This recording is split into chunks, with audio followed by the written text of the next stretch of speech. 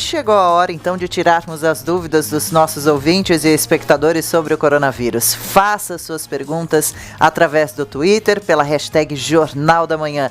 Quem participa conosco deste Tira Dúvidas do Jornal da Manhã, segunda edição de hoje, é o pediatra, infectologista e diretor da Sociedade Brasileira de Imunizações, Dr. Renato Kifuri. Bom dia, doutor. Obrigada pelo seu tempo conosco.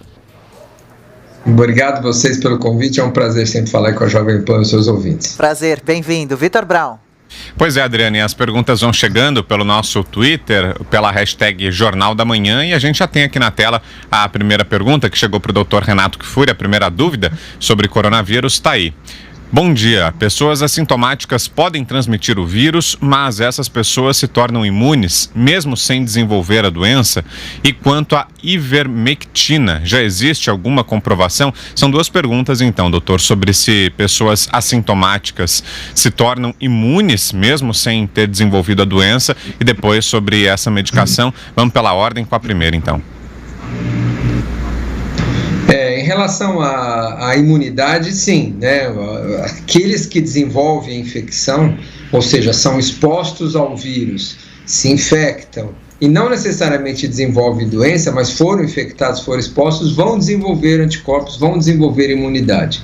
A gente ainda não tem clareza se essa imunidade é para a vida toda, se realmente o indivíduo que se infectou nunca mais vai ter a doença, se ele pode mais daqui a uns anos, mas até hoje não há comprovação de alguém que teve 2 vezes a Covid-19. Então a primeira pergunta é sim, aquele indivíduo que desenvolveu a infecção e não teve sintomas, ele está tão protegido quanto aquele que desenvolveu sintomas. A infecção é igual, só a apresentação clínica que muda.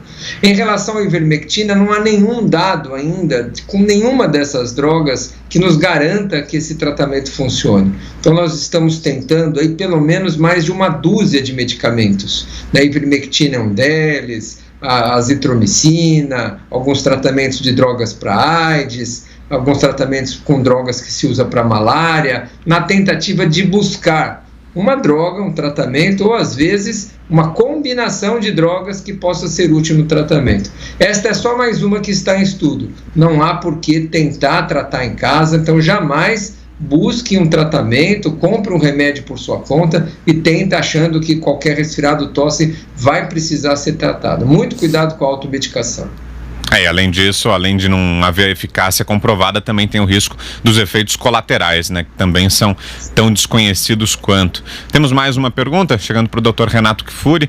Olha aí, sou fumante, devo tomar outras medidas para me proteger? O fumante entra mesmo no grupo de risco, doutor? E em relação à pergunta dele, há outras medidas recomendadas? Sem dúvida, Vitor, o tabagismo ele não é um alto risco, como por exemplo quem tem câncer, quem é transplantado, quem usa drogas imunossupressoras, porém ele é um pulmão que já tem um dano, né? Então quanto mais tempo de fumante você tem e quanto mais cigarros o indivíduo fuma por dia, maior essa lesão pulmonar, maior é o enfisema relacionado ao tabagismo e consequentemente uma pneumonia, uma infecção pelo novo coronavírus. Num pulmão já comprometido, o risco de agravamento, de complicações é muito maior. Não é que ele vai ter mais risco de adquirir a infecção, mas se ele adquirir, ele vai ter esse comprometimento pulmonar já instalado pelo tabagismo, pode sim ser desencadeador de formas mais graves da doença. Quem sabe não é um momento, né, desse nosso ouvinte aí se preocupar e realmente deixar esse hábito, se esforçar mais ainda para conseguir vencer a luta aí contra o tabagismo. Verdade, boa dica. Você vai perguntando também, participe pelo Twitter, hashtag Jornal da Manhã. Mais uma pergunta chegando para o Dr. Renato Kifuri.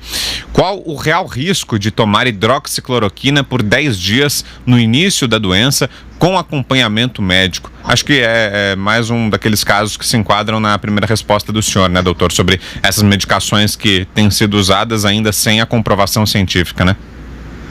O Matheus pergunta, porque tem muita gente hoje buscando o tratamento que foi tão divulgado aí, da hidroxicloroquina, que será que melhora ou não? Muitos estudos têm sido feitos em relação a tratar ou não esses indivíduos, com que dose, por que tempo de uso de tratamento e principalmente em que momento. Os tratamentos que estão sendo feitos, especialmente à base de hidrocloroquina, estão sendo feitos em pacientes graves, pacientes que já foram hospitalizados, que estão em UTI, críticos realmente, onde está se tentando estudos comparando dar essas drogas ou não dar nada e tentando avaliar quais os desfechos que tem nesses dois grupos de indivíduos. Então não há nada ainda definitivo em relação ao uso dessas medicações, quanto mais em indivíduos que estão em casa e bem. Então não há nenhuma recomendação hoje do Ministério, das sociedades científicas de uso precoce, não se sabe a dosagem, então deve sempre consultar o médico. Se o médico às vezes tem alguma percepção de algum paciente, de algum risco aumentado e prefere utilizar algum medicamento, esse medicamento só deve ser feito com prescrição médica. Inclusive a hidrocloroquina foi um medicamento que felizmente a Anvisa tomou uma atitude muito apropriada de só comercializar o produto com receituário médico. O remédio passou a ser controlado porque a procura realmente estava muito grande e faltando para aqueles que realmente precisam. Até porque essa questão da hidroxicloroquina, né, doutor, acabou se revestindo, infelizmente, de política também, né, como várias outras questões nacionais também acabou virando uma questão de direita ou esquerda, se você é a favor do tratamento ou contra, enfim, se você está de um lado ou de outro, e não é isso, né, a gente está sendo bem transparente o tempo todo, mostrando que há casos em que sim, ela fez efeito, contribuiu para a cura, mas que ainda é preciso ser cauteloso, né? Sem dúvida, nós aqui podemos elencar várias drogas e tentativas que estão sendo feitas em todo o mundo, com soros, com imunoglobulinas, com remédios mais voltados para AIDS, com remédios já utilizados em outras pandemias, de vírus como o Ebola, como o próprio coronavírus do passado, da SARS. Então é preciso ter cautela agora, mas volto a insistir, isso é muito importante, Vitor. Esses medicamentos estão sendo estudados sob protocolos rígidos, estão sendo utilizados em pacientes que estão sendo hospitalizados. Jamais devem ser tentados a automedicação e muito menos em pacientes que estão bem. Então vamos com calma, vamos com cautela. Essa panaceia muitas vezes não vai trazer benefício nenhum e com os riscos dessas medicações. Problemas cardíacos, problemas nos olhos, problemas intestinais, muitos efeitos colaterais relacionados a essas drogas, às vezes muito maiores do que o benefício que ela pode trazer a alguém que esteja com quadro viral. Estamos ouvindo o Dr. Renato Kfouri. Você tira suas dúvidas sobre o coronavírus pela hashtag Jornal da Manhã. Participe também pelo Twitter. Mais uma pergunta chegando é da Sueli. Ela gostaria de entender se pode fazer caminhadas ao ar livre, isoladamente, sem contato com outras pessoas ou objetos, mesmo tendo mais de 60 anos, para manter a saúde física nesse período de isolamento. Acho que é uma dúvida comum a muita gente, né, doutor? Se o perigo é a aglomeração, o exercício individual na rua, está permitido ou não? Isso é isso. Essa dúvida da Sueli é a pergunta do dia, que a gente pode dividir essa resposta, Sueli, em dois olhares, né, sobre essa questão. Se nós formos pensar racionalmente, no seu caso individualmente, como saúde individual, você precisa sair, você está com estresse dentro de casa, o confinamento, cuidar da sua saúde, a caminhada lhe faz bem, você respeita a distância entre as pessoas, você vai sozinha no horário onde não há aglomeração, em teoria, qualquer um poderia se submeter ou qualquer um poderia praticar essa atividade que vai lhe fazer bem. O problema é a questão da saúde pública. Se todos pensarem como você, eu só vou sair, dar uma caminhadinha, só vou dar uma volta, as ruas vão ficar cheias, as pessoas vão caminhar, as aglomerações vão acontecer. Então, neste momento, onde nós estamos pedindo para todos se restringir as suas saídas para as questões exatamente de necessidade, como farmácias, como comida, supermercados, a gente tem pedido em geral para todos colaborarem nesse sentido. Não é justo que algumas pessoas se dêem ao luxo de sair, de poder eventualmente sair de casa e fazer caminhadas, praticar exercícios, e outros terem um confinamento maior. Volto a dizer, é uma questão que precisa ser individualizada, ter o olhar da sua saúde individual, quanto isso pode eventualmente trazer algum prejuízo para você, este confinamento, a falta de caminhada. Tem muita gente que precisa, para manter a sua saúde, fazer exercícios, e dentro de casa às vezes não se consegue exatamente o que é a atividade necessária, e com esse olhar da saúde pública, onde ou sair de casa é hoje um aconselhamento que nós não damos para ninguém. Então, eu acho que o bom senso nessas horas deve prevalecer, saídas curtas, quando necessário, o mínimo de vezes possível, conciliar essas saídas com outras saídas que eventualmente você precisa. Você vai ao mercado, você vai a uma farmácia, aproveite para fazer essas caminhadas nesses horários que você já vai sair, reduzindo assim as oportunidades de exposição. Mais uma pergunta chegando, hashtag Jornal da Manhã, tá aí na tela. Eu gostaria de saber como é feito o diagnóstico de constatação da cura do coronavírus e se é feito um novo teste para comprovar que a pessoa infectada está mesmo curada. Então, são duas perguntas, né? Primeiro, sobre como é esse processo do diagnóstico, para saber se a pessoa está curada ou não, e se é feito um novo teste para comprovar que a pessoa infectada está mesmo curada. Nem sei se esse é o termo correto, né, doutor? Há alguns médicos que conversaram com a gente que têm preferido o termo recuperado, né? Na verdade, João, a gente teria, num mundo ideal, por exemplo, quando você está em isolamento com o diagnóstico da Covid, você fez o teste, ele acusou positivo, a gente poderia até liberar o isolamento quando esse teste se negativasse, ou seja, quando esse indivíduo não tiver mais o vírus em suas secreções. No começo, nos Estados Unidos, quando havia uma disponibilidade muito grande de testes, eles liberavam, inclusive, depois do segundo ou terceiro teste negativo. Eu tinha certeza que ele não era mais um portador do vírus e, com isso, você considerava ele fora de isolamento. Essa é uma realidade que, infelizmente, a gente não tem e nós acabamos associando a cura, a melhora, ao tempo que nós conhecemos de evolução da doença e de eliminação do vírus. Então, este período definido pela Organização Mundial da Saúde de 14 dias é do início do sintoma até o final da doença, são 14 dias. Então, aqueles indivíduos que cumprem esse período, detectou o vírus e passou 14 dias, de novo, do início da doença, não do dia do teste, do início da doença até a sua melhora, nós consideramos esse indivíduo não mais transmissor, não mais portador do vírus e, consequente, liberamos do isolamento esse indivíduo considerado curado ou melhorado. Né? Então, essa é a grande maioria dos casos que nós vamos enfrentar. Não há um exame específico. Então, se o indivíduo ficou em casa esse período, teve um quadro leve, após 14 dias ele já está liberado. Se porventura ele foi hospitalizado, teve alguma complicação, a sua alta, a sua cura vai ser dada em função da melhora, inclusive de todas as outras funções dos seus órgãos. Se acometeu o seu rim, se a sua respiração já está normal, se está dependendo ou não de oxigênio, se está completando um esquema de antibiótico para tratar alguma complicação que teve. Então, a alta aí, a cura em pacientes hospitalizados leva em conta vários outros fatores. Dentro de casa, 14 dias é o período que nós consideramos o indivíduo que já se curou e já está imune e não mais transmissor do vírus. Ótimo. Mais uma pergunta, hashtag Jornal da Manhã.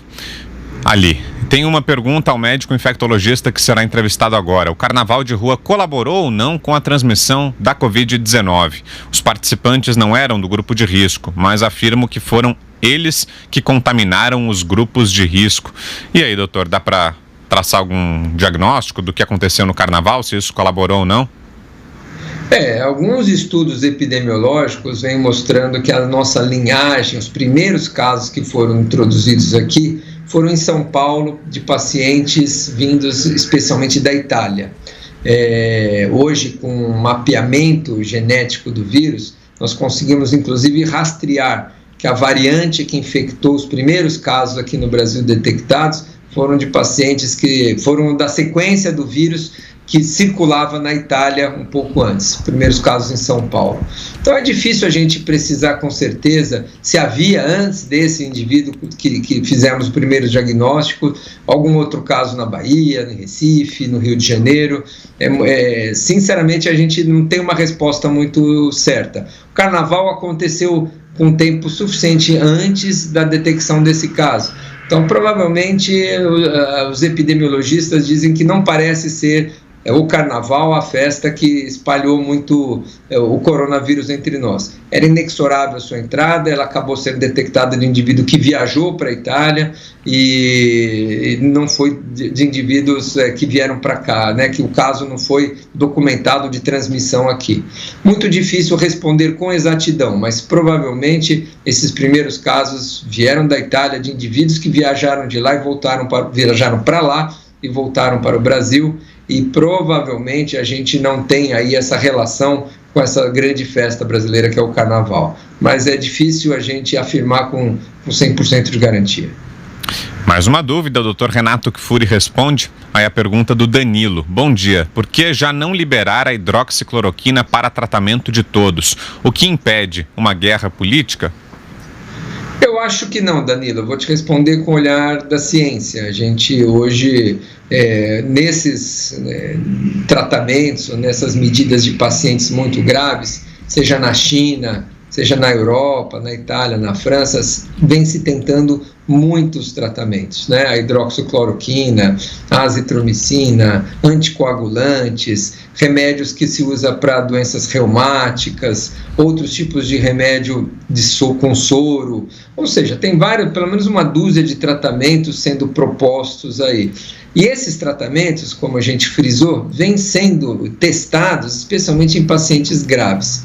Então, a gente tem que lembrar que é uma droga que tem efeitos colaterais, que muitas vezes, se a gente usar indiscriminadamente, sem nenhum controle, sem nenhum estudo, nós nunca vamos saber se ela realmente funcionou, se aqueles pacientes que sobreviveram por conta da hidrocloroquina, se aqueles pacientes que faleceram, não faleceram por conta da doença, e sim por causa do efeito colateral da droga.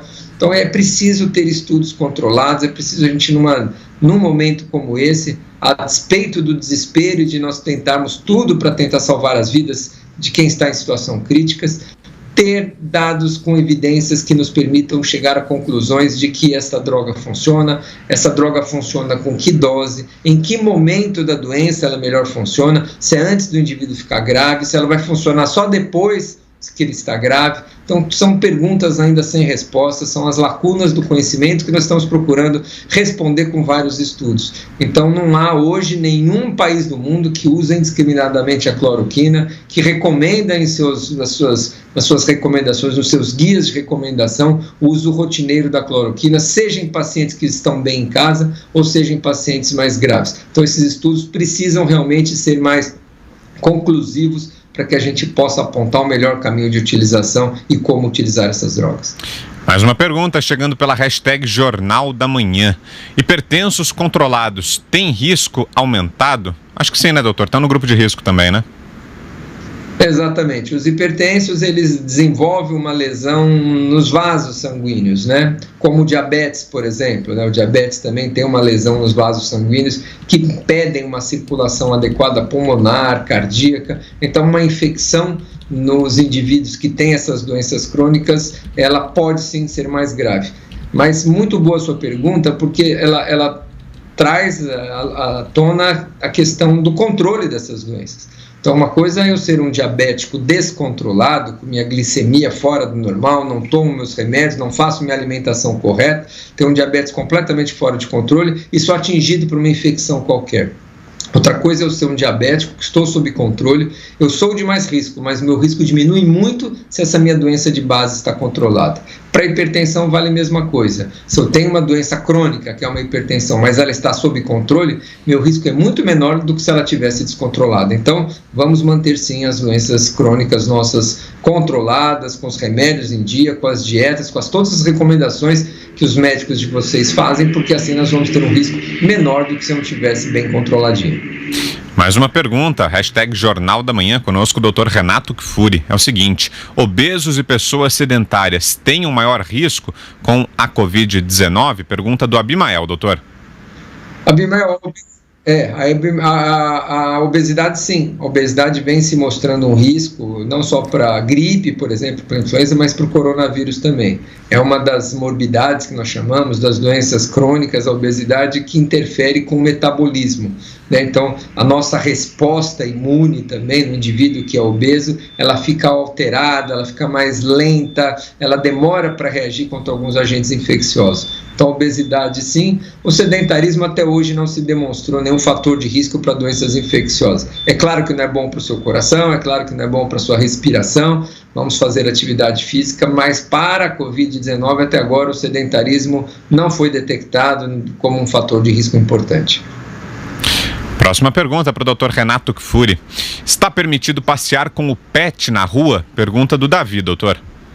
Sim, pode sim, Davi. Na verdade, os animais, muitos deles são grandes, vivem em apartamentos, precisam sair. É uma das necessidades, muitas vezes, que levam as pessoas a terem que deixar de casa ou sair de casa. Então, pode, deve sim, não há nenhuma restrição ao passeio com animais que precisam. Volto a dizer, ficar em casa e fazer as atividades necessárias. Muitas vezes, o passeio com o animal é uma atividade necessária. Muito bem, nosso tempo infelizmente está esgotado. Quero agradecer aqui a participação do Dr. Renato Kfouri, médico infectologista pediátrico, diretor da Sociedade Brasileira de Imunizações. Esteve com a gente aqui no Jornal da Manhã, segunda edição. Muitas perguntas chegaram. Claro, muita gente querendo tirar dúvidas sobre o coronavírus e a gente vai repetir a dose. Por hoje a gente encerra aqui a participação do Dr. Renato, mas sempre às segundas, quartas e sextas-feiras teremos aqui a presença de um médico, de um especialista, de um profissional de saúde para justamente tirar as dúvidas e por isso convido você que está nos acompanhando a continuar participando, continue mandando sua pergunta, sua dúvida pelo Twitter, #Jornal da Manhã. Esse é o caminho para sua participação e a gente vai nos próximos dias tirando as dúvidas, sanando todas as questões relacionadas ao coronavírus. Doutor Renato, obrigado, viu? Bom dia, boa terça-feira. Obrigado, Vitor. É sempre um prazer falar com vocês e parabenizar a Jovem Pan pelo excelente trabalho que vem fazendo na cobertura da Covid, com informações de qualidade. É isso que a gente precisa, né? Não acreditar nas fake news, cuidado com o que vem circulando por aí, procurar sempre canais confiáveis de informação como a Jovem Pan. Muito obrigado aí mais uma vez pela oportunidade. É verdade, gente que agradece, doutor.